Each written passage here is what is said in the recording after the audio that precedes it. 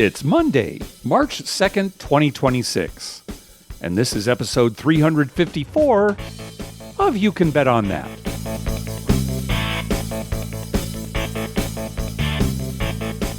Hi, everybody. Welcome to You Can Bet on That, a podcast for the recreational gambler. I'm Mark Duvall. And I'm Dr. Mike. Dr. Mike, what happened? I was expecting to hear this trip report about how you won big at Diamond Joe Dubuque. Yeah. I was supposed to meet our friend Michael there at around 3 o'clock. So I was planning on leaving here at about noon. Even though it's only about 2-hour drive, I was going to stop in Marquette, Iowa, right on the river. There was a casino there. It was like a riverboat thing. Mm-hmm. And it was just slots, not very big.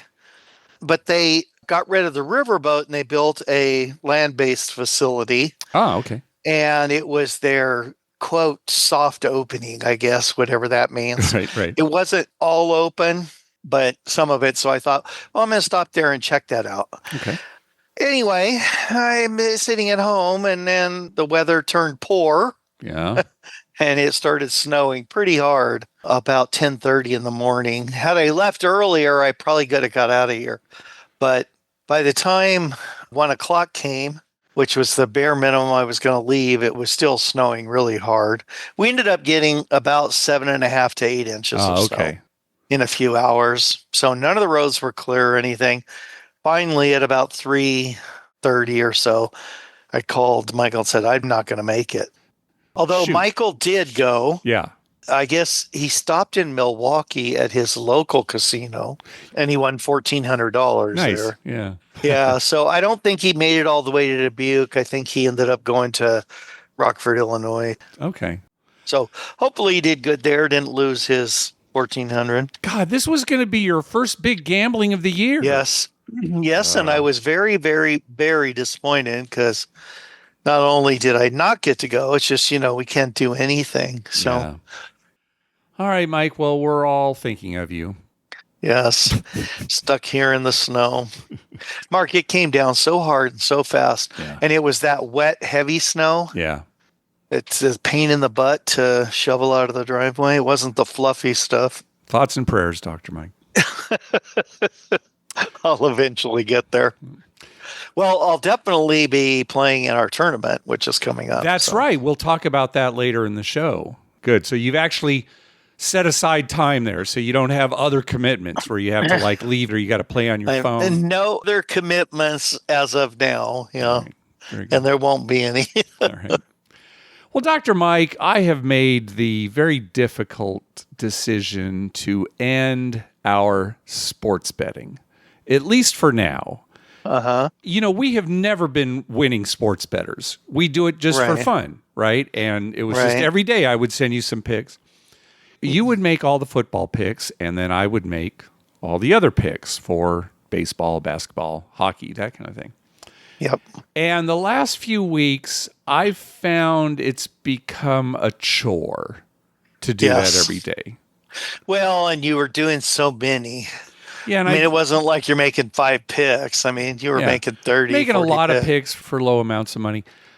But I just wasn't enjoying it anymore. And I decided to use Alyssa Liu as sort of my motivation. She got tired of ice skating. She just wasn't enjoying it. She quit. And then she came back and just enjoyed herself and ended up winning the gold medal.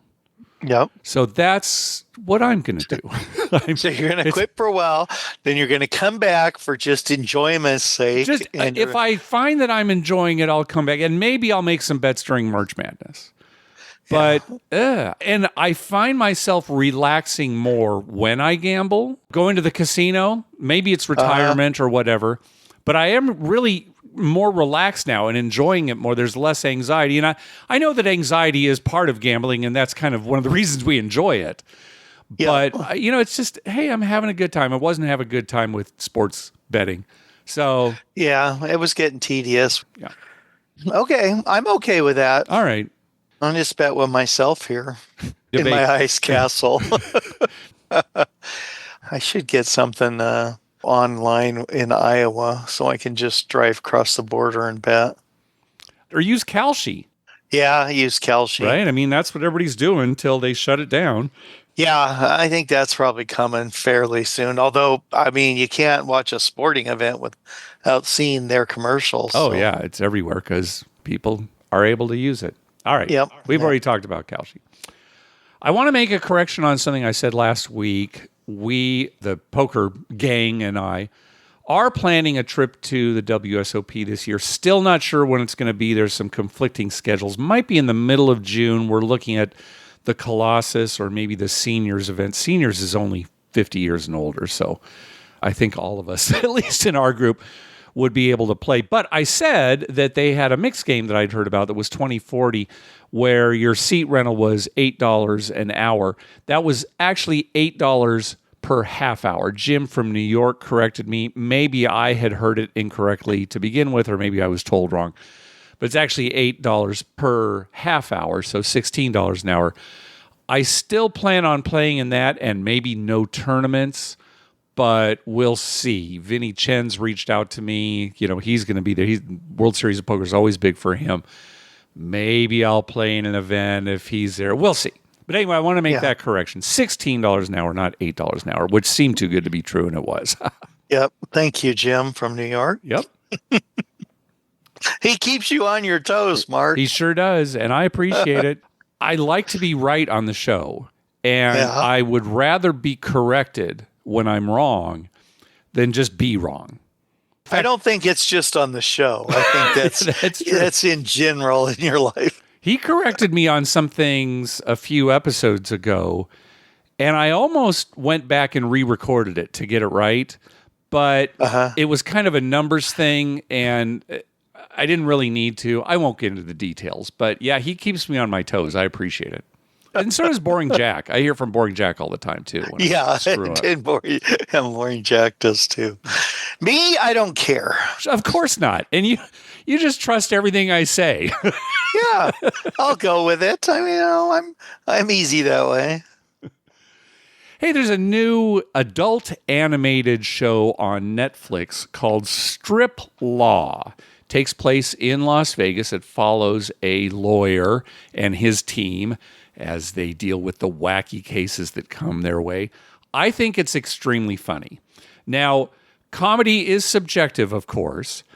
This show relies heavily on jokes, rapid-fire jokes. So you won't find terribly good storytelling necessarily. It's more about the jokes. But very funny, I think. It takes place in Las Vegas. They poke fun at Vegas quite a bit. So if you have a chance, check it out. Might not be your cup of tea, but I think it's very funny.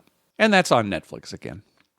Hey, we want to congratulate the boys over at Crap Vegas on their 100th episode. That's a great milestone for any podcast, is to get to 100. And on that episode, they have an interview with Rick, who is a dealer at Wynn. A great interview. It really made me want to go play at Wynn, which I haven't done in a long time. Gosh, Mike, I was thinking about it. I think the last time I played at Wynn was with you. This was years ago. Yeah, it was me too. It's been a long, long time. Now, I have played at Encore, oddly enough, since then, but not Wynn. So anyway, check that out. The guys over at Crap Vegas, great couple of guys, and their 100th episode. A great interview, I think, with Rick. So, Mark, you're going to hear from Jack or Jim on the fact that you said the guys, and everyone knows it's just one guy. Oh, yeah, that's true. All right. Yeah. I'm glad you caught that so that they don't come at me and say, hey, Chris and Josh are the same person. Thank you. Yeah, right. It's just one guy who can bury his voice. Yeah. Thanks for catching that, Mike. That saves me some embarrassment. We won't need a retraction later. 100 episodes is a lot, though. Oh, it's great. There are plenty of podcasts who, very good podcasts who just have to hang it up for whatever reason. Gosh, life gets in the way or whatever. Right. But 100's a pretty good milestone for any podcast. Yeah. And sometimes it's life. Sometimes it just gets stale. It's your sports betting theory, right? Exactly. It's sports betting. Yeah. Sometimes just... Hey, we've got a new thing to offer here at You Can Bet on That. We have created a Spotify playlist that you can access by going to our webpage. At the top of the page, you'll see it says Spotify playlist. It is a playlist made up of gambling songs. Right now, there are 100 songs on there. Check it out. Not every song is going to be to your liking. It crosses plenty of different genres. It was a subjective list on my part. There are certain songs that obviously are going to make the list, like Kenny Rogers' The Gambler. Of course, that's going to be on there. And then what about Poker Face by Lady Gaga? Well, that's not really a gambling song, but it does have a lot of gambling references. So that's on the list. What about something like Vegas by Doja Cat? Well, Vegas is in the title, but gosh, the lyrics really don't make you think of Vegas or have gambling. So that's not on the list. Again, a judgment call on my part. 100 songs on there right now. If you think of a song that maybe should be on the list, go ahead and let us know. Email us, post something on Twitter. And again, I'll make a judgment one way or the other whether it should go on the list, but check it out. I don't know if you should be the one making the judgments. Well, why is that? I don't know. It just seems like you should have an impartial jury of 3 people or 4 people who make it, That is actually a very good idea, Dr. Mike, which I'm not going to do because I don't want to spend the time. Okay, I understand. Again, there's a link at the top of our webpage, youcanbetonthat.com. Just click on Spotify playlist. All right, Dr. Mike, you mentioned the tournament. Indeed. Yes. Another one of our semi-annual tournaments is coming up, the 12th semi-annual You Can Bet on That poker tournament. It will be on Sunday, March 15th, 2026, 1 p.m. Eastern Time. That's 1 p.m. Eastern Time. So figure out where you live and then figure out what time that is, and that's when it'll start. It'll be on PokerStars, their Play Money app. You don't need to register early for the tournament. There isn't a limit on the number of players who can play. The reason we mention this is because in the past, we've had a lot of players who have registered for the tournament and end up not showing up. But they're still taking up a seat. And even though they'll just be blinded off, it affects the way players who do show up play. So you can register any time before the tournament starts. In fact, you can even register up until 20 minutes after the tournament starts. So no reason to register early if you're not sure you're going to play. And if you do register for the tournament and it ends up you can't play, please unregister. It will be $20,000 in play money chips to register. And remember, PokerStars gives you 15,000 chips every 4 hours. Just click on the free chips button on the PokerStars homepage. It will be no limit Texas Hold'em. You'll be starting with 3,000 in chips. We will have hourly breaks. If you're already in our PokerStars home game group, you can sign up for the tournament as soon as I post it. If you're not yet in our group, send us an email at youcanbetonThat@gmail.com with your email address and your PokerStars username. We need both in order to send you an invitation to join our group. If you don't yet have a PokerStars username, just go to pokerstars.net, download the app, and sign up. It doesn't cost anything. And again, we'll be using their Play Money tournament option. First place will get a $100 Amazon gift card. Second place, $50. Third place, $25. And $25 Amazon gift card, each for the players that eliminate Dr. Mike and me. It'll probably be at least 4 hours if you go all the way to the end. And even though our next episode will drop the day after the tournament, we'll probably record the day before the tournament, so we won't have results. You won't have results, at least on the show, for another 4 weeks. So join us if you can. It's always a lot of fun. Hey, thanks to everyone who's been clicking through our Amazon link. Remember, whenever you're going to buy something through Amazon, please go to our page first. YouCanBetOnThat.com and click through our Amazon link towards the top of the page. It's right above the Spotify playlist link. All right, that means it's voicemail time. Let's hear from Scott. Hey, guys, it's Scott in Florida. I had a quick, fun success story. I was at work, and the IT guy at our work came up to me and goes, "Hey, I hear you gamble, and I hear you win." I'm like, "Well, I don't know about the winning part, but yeah, I gamble." And he said, "Oh, can you teach me Baccarat? I want to go to the casino with you and watch you play." I said, "Sure." So we arranged to go. I actually got there about 15 minutes before him, and I immediately went $600 up. And I really wanted to leave, but I had to wait around for him, and he comes and sits down next to me. We proceed to go 1, 10, and 1 in our next 12 hands. Of course, he's distraught. He's over 200 down. I'm clearly upset. So I decide, well, I'm just going to grind it out a little more, maybe try to get back to even here after this disaster. So anyways, we kind of grind it out. We catch a little banker streak, and I get to 230 up, and he is almost even. So he's relieved. I stand up. I'm set. I'm done. And somebody takes my seat. And he said, well, no, I'm going to continue playing here. So I was going to go to the cashier, and I'm like, well, I got 230 in profit. And he wasn't playing the next hand, so over his shoulder, I popped $25 on banker and $5 on the blazing 7. And mind you, I rarely play the side bets. And sure enough, 3 card 7 player, 3 card 7 banker. I went $1,000 right there on ostensibly what was not even supposed to be a hand for me. I just kind of played it on a lark because I figured even if I lost, I'd still be 200 up on that session. Anyways, I'm 1,200 up. I give the dealer $25. I give my IT guy $25, and I go cash out. And I come back, and he is excited over the moon. He's like, it went another 5 bankers. I'm $200 up here. This is great. Can we come back next week? Anyways, just kind of a funny little story. He is a new gambling devotee. I think he forgot about those first 12 hands we played. But if you guys are ever in Florida, it would be great to do a listener meetup in Florida sometime. Talk to you soon. Bye. All right. Thanks, Scott. Yeah, the Blazing Sevens is a side bet that some baccarat tables have. You will win if the player and banker tie with a 7 with the same number of cards.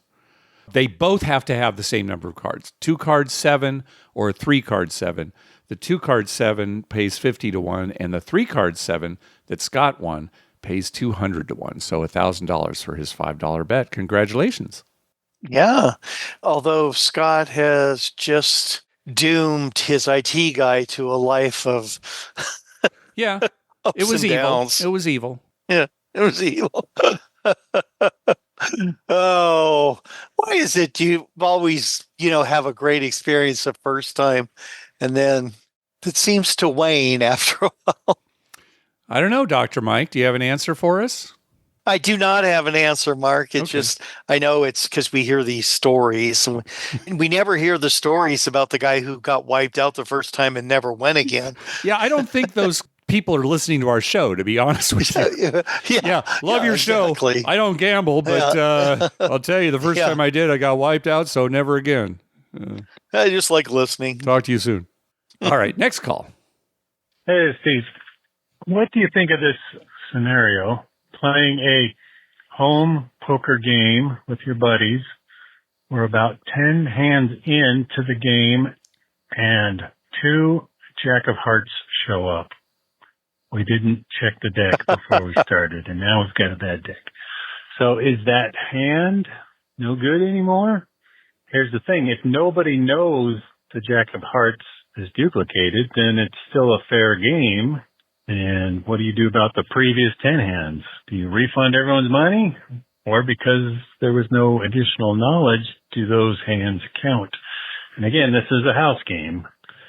So what is your opinion on that? Okay, so a fair game. Fair might not be the right word to use, but we know what you're talking about, right? Before the cards are dealt, nobody has an advantage over anybody else just because there's a duplicate card in there. This has happened in our home game. We've got some old, hey, I found a deck of cards. Or, we didn't check that. So you can't do anything about the previous hands that have been dealt. Unless you've got a camera and you want to go back and redo everything. No, there's no point. It's like you said, nobody really had an advantage one way or the other. But for the hand you're currently playing, yeah, I would say that's a dead hand. Reverse everything, give everybody back their money, fix your deck, and then move on. Yeah, that seems like the most reasonable thing to do. Yeah. I remember once we used 2 decks in our game. They're different colored. And this hasn't happened in years. We're pretty good about it. But I remember one time another player, Mark, who played in our game, was dealing, and when he was ready to deal another card, he picked up the wrong deck. And none of us realized it until we saw the duplicate card come up. And then we had to back everything out. So not unusual to see at a home game, to be honest, especially a home game that's not real regular. Right. Well, or people who don't play regularly. Yes. Just get together. Oh, let's have a game. And, somebody's there who doesn't play regularly. It's easy to, especially if you have 2 decks, it's easy to get things mixed up. Yep. All right. Let's hear from Ian. Mark and Dr. Mike, Ian from Florida. I'm listening to your podcast. One time I went to the downtown Grand, and they overpaid me $250, and I didn't say anything, obviously. And I don't know, probably 30, 45 minutes goes by, and the pit boss comes up and says, I got bad news. We overpaid you. You have to give me the money back. So, of course, I gave him the money back. And I'm listening to your episode, and I'm just thinking what it would be like if the person with the Panda Express showed up at my house and wanted his chicken back. All right. Have a good one. All right. So you went to Panda Express. Right. You ordered the 2 entree meal. Right. And they inadvertently gave you 3 entrees. And so Ian is saying, what would you do if the employee from Panda Express showed up at your door, said, we want our chicken back? I guess you could just throw up in front of him. I don't know what else to do in that case, honestly. Well, he might not ask for the chicken back, but he might ask you for the additional funds that are required when you buy a 3-side plate. Yeah. I think I would be more concerned about how they found out where I live. Right. I'd be a little concerned, too, that they even bothered to come to my house. Yeah. Yeah, the eye in the sky caught this. Security called down from up top. We tried to catch you in the parking lot, but, it just didn't happen. So we've tracked you down. I know it's been 3 months, but we'd like our money. Back in the 50s and 60s, you go to Panda Express, they didn't have cameras. They just had guys up in the rafters looking down, right? Checking for mistakes. Little peepholes in the ceiling. Yeah. That's why every business, including Panda Express, should have somebody like at Costco who checks you out as you're walking out. Can I see a receipt? You got more chicken than you paid for, sir. Run! They look at your food and they look at your receipt. Now, this isn't lining up. The receipt says orange chicken, and it looks like you've got the almond chicken here. Why are we spending so much on personnel? Well, don't forget, we got the guy at the door that has to check to make sure that you've got the right amount of food. Oh, yeah. And if you get caught and deny it, see, they take you in some room in the back. Yeah, they beat you up. They beat you up, yeah. Throw you out in the desert. Ugh. Boy, Panda Express. Yeah, it's rough. Next call. Hey, Mark and Dr. Mike. This is William from Fort Worth. It's been a while since I've called, but I'm certainly listening to you guys all the time and appreciate what y'all do. Real quick trip report. My wife and I decided to go out to Bossier, which we don't do very often, maybe once a year or so. It's about 3.5 hours. We headed out, and on the way in, we kept seeing signs for a live or live. We always said live, but I think it actually may be a live hotel and casino. We went in, and it was nice. And it's land-based, which is odd in Louisiana, so it must be a new thing. And we went to the Players Club to get our cards, and they did not have any immediate free play, but what they did have was whatever you lose, you can get half of it back in free play the next month. It didn't help us because we're not going to be back there in a while, but I thought that wasn't terrible if you're local, for sure. Or if you lose enough, it'd be worth going back to get $1,000 in free play. So then the next move is, of course, you go to the bar to try to put money into the video poker to drink a drink or two while you hopefully only lose 10 or 20 bucks. But all the machines were black, and the bartender was standing there with nobody around him. There were probably 15 terminals on the bar. And he said, no, they haven't updated the new W2G yet, so those machines are off. So we're like, oof. I mean, nobody was in there. This was middle of the afternoon. I said, can we play these slot machines right there and then just come up and get a drink from you? And he said, no. And he said, believe me, it hurts me worse than it does you. So I felt bad. He's just standing there. It'd be a terrible job to be a bartender right now there. I don't know how long it's going to take him to update it, but we're a month and a half in. Felt bad for him. So we went to the high limit. They had a little room with a slot area and a bar. Every high limit slot area should have a bar because it's so great. Now, their video poker machines were off as well, but they did have some slot machines, and the drink service was great. So we played for, I don't know, probably an hour. And she won, I lost, but we're overall winner. So then we went over to the Horseshoe, checked in, and we had a great time. But one thing I want to say, one really nice thing about Caesars, because they get bashed a lot, the properties, if you have a marker there, they will give you, it's just cash money. They don't even ask. If like I have one at Cromwell and Caesars, as well as Circa and Cosmo, and the Cromwell and Caesars, if I go get a marker, it's cash. They don't even ask, which is really nice. Now, if I go to Circa or Cosmo, cash is not even an option. I guess chips are. We're mostly slot players, but it's Tito ticket. So I have to take the Tito ticket, play a couple of spins, and then I go to a ATM machine to cash it out, which is a beating. So I just want to really plug, if you have a marker at a Caesars property, it's really great. I hope it's going to stick around for a while. I know it's been that way for probably a decade now. It can be really, really handy because sometimes you just need cash in Vegas. And I've also may or may not have used it to go pay off another marker at another property, which you should never do. And that gives you another 30 days to pay that marker back. If you need to buy a little time, cash is nice. So that's it. Really appreciate you guys. Take care. Bye-bye. Now, Dr. Mike, you've had markers at Caesars properties, but you've always gotten them at the table, correct? Correct. I mean, did you know about this, that you could actually get cash? Yeah, okay. I knew about that. However, they said, well, you can't take the cash to another casino. Right. They don't want you to take a marker out and then take the cash. You're sure, of course. To pay off that marker at that casino so you can get more money there. Right. You're kind of rolling it over kind of thing. They warned about that. But yeah, no, I just got it at the table. Yeah. William probably plays a lot more slots in video poker. Generally, when you get a marker for that, you go to the cashier and like he says, they give you a voucher that you can put into the machine. But this is good to know. I'm sure some of our listeners already knew this, but okay, cash at Caesars properties. Nice. Yeah. I mean, that could come in very helpful if you needed cash for some reason without paying a fee. Yeah, no interest. Yeah. William was talking about Live in Bossier City, and it is pronounced Live. There are several Live casinos around the country, and how the video poker machines were down because they were going to change them for the W2G threshold limit changing. We got an email from our anonymous casino insider related to that. He said, all machines have a custom field in their settings for attendant pay amounts, but it's a manual process to change it.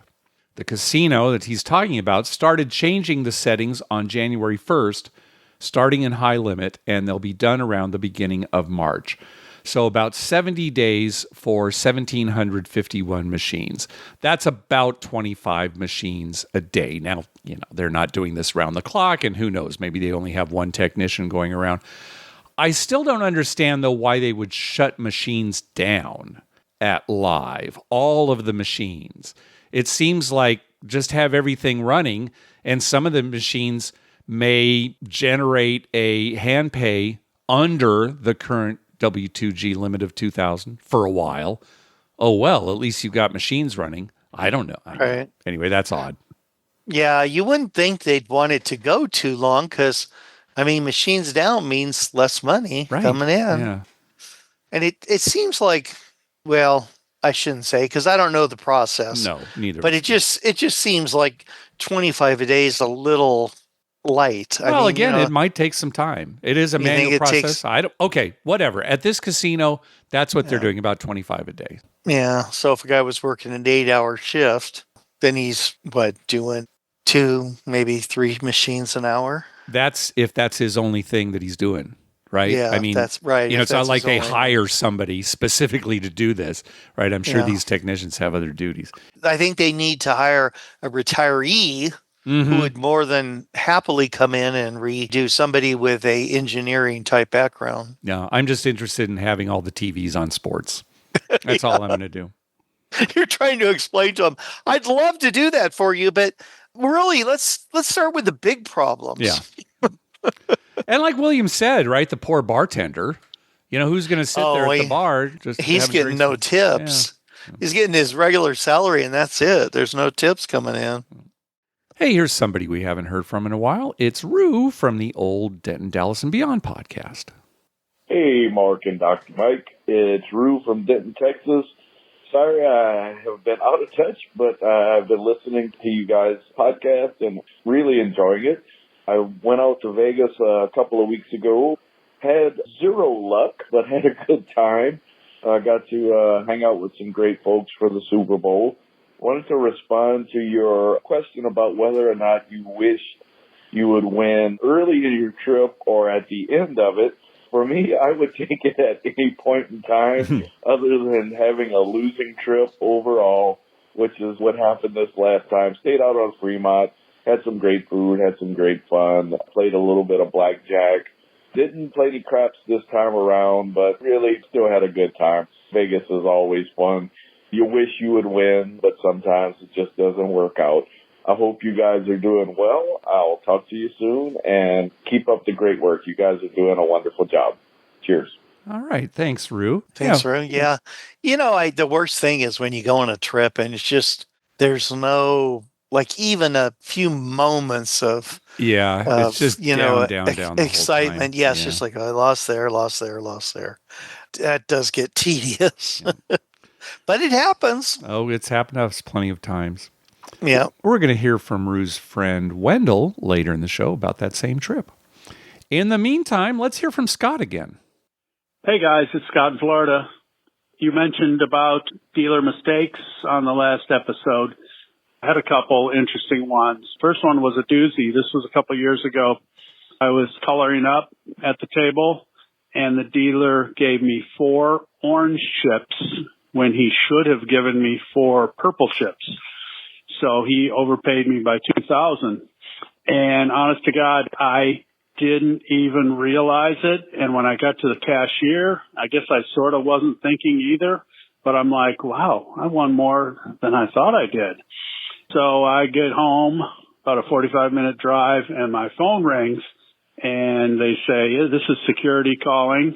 They overpaid you by $2,000, and you need to come and repay that. So I said, hey, I'll make it right for sure. So I drove back, paid it back, and the dealer saw me, and the dealer was so happy and relieved to see me. He said, you're the guy. Oh, I'm so glad you repaid that because I would have gotten fired. Anyways, I don't really know what the floor man was doing. Maybe he just kind of glanced and said, go ahead or something like that. But anyways, that's one instance where you really want to pay it back if somebody's going to get fired. And then I had another quick story. This past weekend, I bet 1 purple chip on a banker on Baccarat, and I lost the hand. And I look down, I'm looking down at my chips and maybe recording it on a sheet or whatever. And I look up and my chip's still there. And I'm like, huh. And I look up at the dealer and she kind of looks at me. And so then I just kind of said, okay, I'm ready. And she dealt the next hand. That one I was by myself at the table and floor man was off looking at another table, I guess, or something. That one I let go. I kind of half expected that they were going to come back like 10 minutes later and say, hey, we saw this on the camera, but they never did. So that was kind of a big savings there. That one, I don't feel bad about not correcting them on that one. So anyways, we'll talk to you soon. Thanks for the show.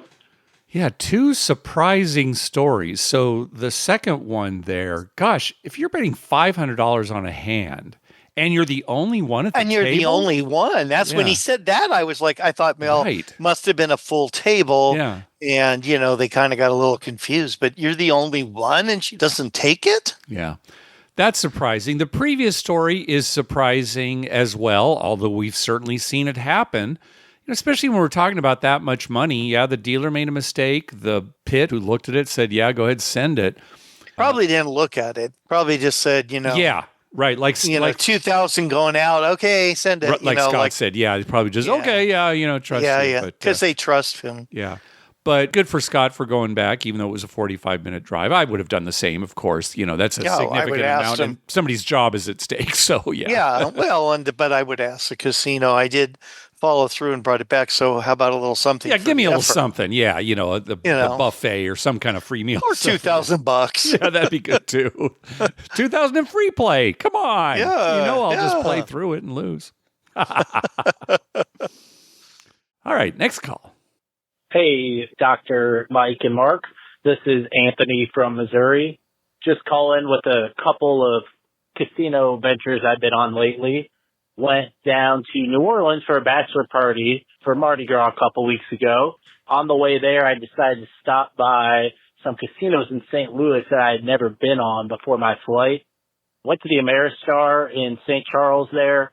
It was a nice casino. It was big. It was 11 a.m. on a Thursday, so they only had one crapless craps table open. Threw for a little bit, wasn't really feeling it. It's $15, so I was like, let's go over to another casino. So I went to Hollywood, which is pretty close, across the river. They had a $10 crapless table, so I bought in, kind of up and down, played some blackjack for a bit, and then I had signed up for poker at Ameristar, and I, for some reason, thought that the text was for Hollywood.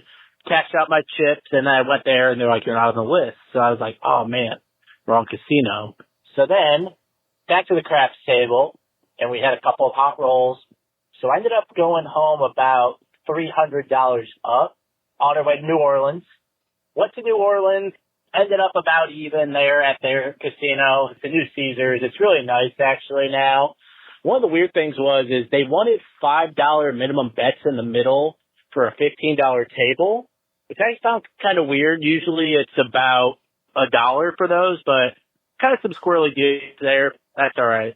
Then I went out to Isle Capri in Boonville the other night, played some slots, and I got in the crapless table. I had heard, in their latest episode about some overpayments. I ended up getting on the bonus, which I normally don't do, and I ended up rolling a 7 on the come-out roll. So they took my bets down. I ended up hitting it later, and they did not pay me out, but they paid the guy next to me who definitely did not go back up because I hit one side.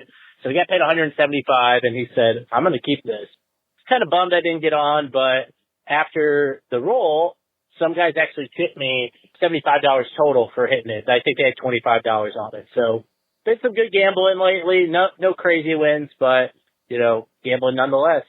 Appreciate the show, guys, and we will talk to you soon. All right, great, Anthony. Thank you for the report on those casinos.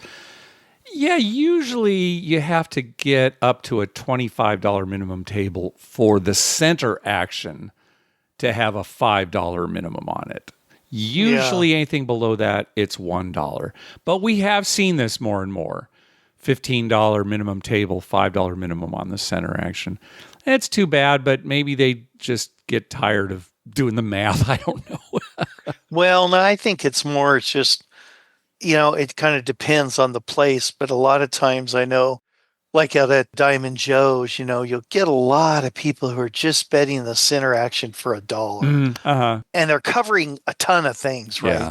Like, give me a $1 6-3 and they've got like 8-9 different bets every roll, and it really does slow the game down quite a bit. Yeah, it could be. And then sometimes they'll hit it and they'll, what do you want back? And and they change what they want back.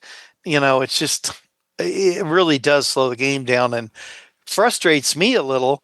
But if they made that $5, the guy's not going to cover like 10 things, right? Yeah. He's probably not going to put $50 out there, but he'll put 10 $1 bets out there. So. Yeah, and maybe the casino makes just as much, if not more, right? Because, yes, some people would be discouraged from making those bets, but then others would be making money. Yeah. Yeah.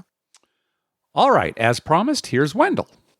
Hey, what's going on, guys? It's Wendell from Denton, Texas. I called to give you my trip report. I went to Vegas again. I went for Super Bowl Sunday. And I went with Rue from Denton, Dallas and Beyond podcast and 4 other friends. We bounced around downtown, watched the Super Bowl, lost most of our sports bets.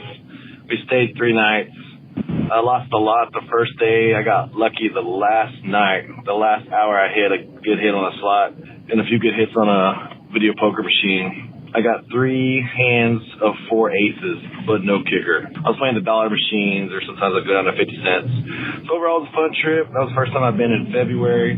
The weather was fantastic. It was in the 60s and 70s. You could wear shorts.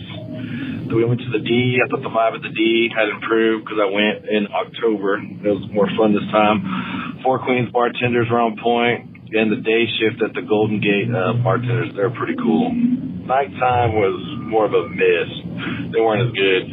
Went to the Plaza for the first time in a long time, and went to the casino with the big doors. It's in the movie Casino. It's across from the California. Can't remember the name of it at the moment. And it was a good time, man. So it was a great trip. That's it. I might go for my birthday in March, but probably not since I just went for Super Bowl. All right. Love the show, man. Talk to y'all later. All right. Thanks, Wendell. Sounds like you had a great trip. Yeah. Main Street Station, which is across from California, is where they filmed Ace Rothstein's car exploding for the movie Casino. So that's what he's talking about there. All right. Last call. Hi, guys. This is Ben. And this is Shady. We just left Harrah's Cherokee in Cherokee, North Carolina. Had a great time at their craps table. Minimum was about $15. It was Shady's first time playing. The crew was absolutely phenomenal. They were incredibly friendly. The casino is easy to look around in, and the architecture even is enticing in all the best ways. Highly recommend you come out here. Have a great day, guys. Take care. All right, Dr. Mike, again, ball's in your court. Just let me know. Yeah, I know. Well, we're going to New Orleans, and I thought, well, we could combine those two, but it's quite a drive from New Orleans. It's quite a drive. Yeah, that's right. Yeah. And then it's like, well, if we're going there, when do we go to North Carolina? It's like, well, we'll have to find a time. Yep, I hear you. Wait a second. You said we're going to New Orleans? Yeah, we're going to New Orleans. Okay. Well, folks, this is the first year hearing about it on the show. Yes, we have plans to go to New Orleans in the middle of July, and we're going to take a side trip to Biloxi. That's the plan right now here. I said I'd probably never go back to Biloxi my whole life, and we're going to do it. Anyway. Yeah, why did you say that? Well, because I thought, it's so hard to get there, because you fly and thing. But we have a reason to go to New Orleans. I think we'll talk about that on a future episode. But right now, we're looking at the week of July 13th. That is a Monday, a couple days in New Orleans, and then after that, finishing up the trip in Biloxi. Stay tuned. We'll have more details on that.